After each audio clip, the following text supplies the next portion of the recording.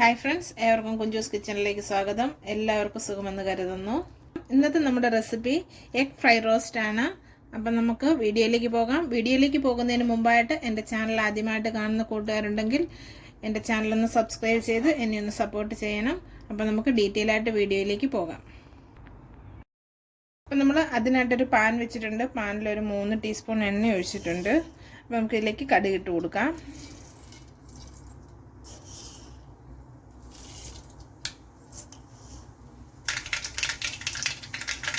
അപ്പം നമ്മുടെ കടുക് പൊട്ടി വന്നിട്ടുണ്ട്. നമുക്കിതിലേക്ക് ഒരു ചെറിയ പീസ് ഇഞ്ചി, ഒരു 2-3 അല്ലി വെളുത്തുള്ളിയാണ്, പിന്നെ എടുത്തിരിക്കുന്ന ഒരു 1.5 സവോളയാണ്. അതുകൂടി നമുക്കിതിലേക്ക് ഇട്ട് കൊടുക്കാം. പിന്നെ ഒരു 2 പച്ചമുളക്, കറിവേപ്പില.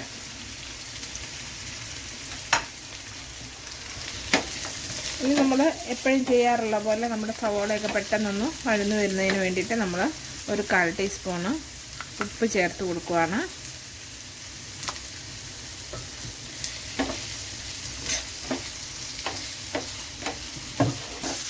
അപ്പോൾ ഇനി നമ്മുടെ സവോളയൊന്ന് വഴന്നു വരുന്നിടം വരെ നമുക്ക് വെയിറ്റ് ചെയ്യാം. ഇനി നമുക്കിതിലേക്ക് ആവശ്യമായ പൊടികൾ ചേർത്ത് കൊടുക്കാം. ഒരു 1/4 ടീസ്പൂണ് മഞ്ഞൾപ്പൊടിയാണ്,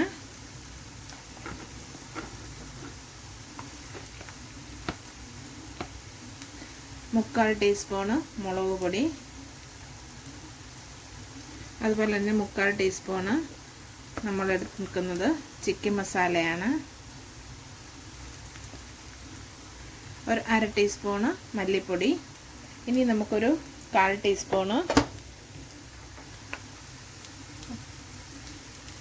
ടീസ്പൂണ് ഗരം മസാല. ഇനി നമ്മുടെ ഈ പൊടികളുടെയൊക്കെ പച്ചമണം മാറുന്നിടം വരെ നമുക്കൊന്ന് ഇളക്കി കൊടുക്കണം.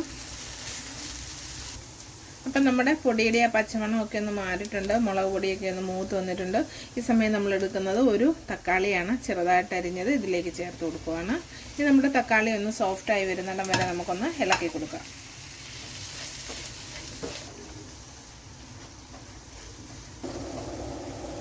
അപ്പം നമ്മുടെ തക്കാളിക്കായൊക്കെ ഒന്ന് സോഫ്റ്റായി വന്നിട്ടുണ്ട്. ഇനി നമുക്കിതിലേക്ക് വെള്ളം ഒഴിച്ചു കൊടുക്കാം.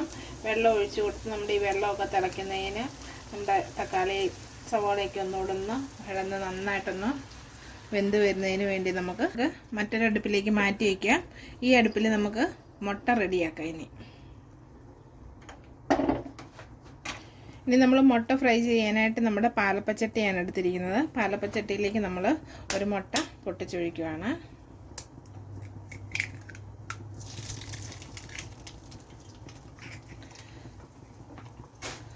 ഒരു പിഞ്ച് ഉപ്പ് കൂടി നമുക്കിതിലേക്ക് ഇട്ട് കൊടുക്കാം.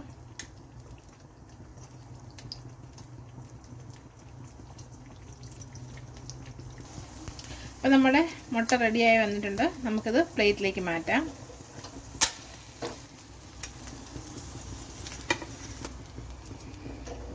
നമുക്ക് അടുത്ത മുട്ട ഇതുപോലെ തന്നെ റെഡിയാക്കിയെടുക്കാം. ഇപ്പം നമ്മുടെ മസാല ഇവിടെ റെഡി ആയിട്ടുണ്ട്. ഈ പരുവാകുമ്പോൾ നമുക്കിതിലേക്ക് നമ്മൾ എടുത്ത് വെച്ചിരിക്കുന്ന മുട്ടയാണ് ചേർത്ത് കൊടുക്കുന്നത്.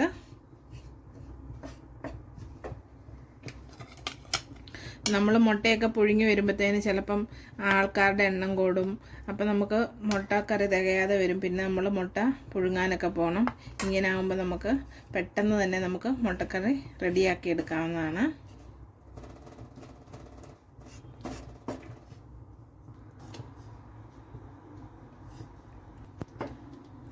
അപ്പോൾ ഇനി നമുക്ക് മസാലയെല്ലാം കുറേശ്ശെ ഇതിൻ്റെ മേൽ കൂടെയൊക്കെ ഒന്ന് ആക്കി കൊടുക്കാം.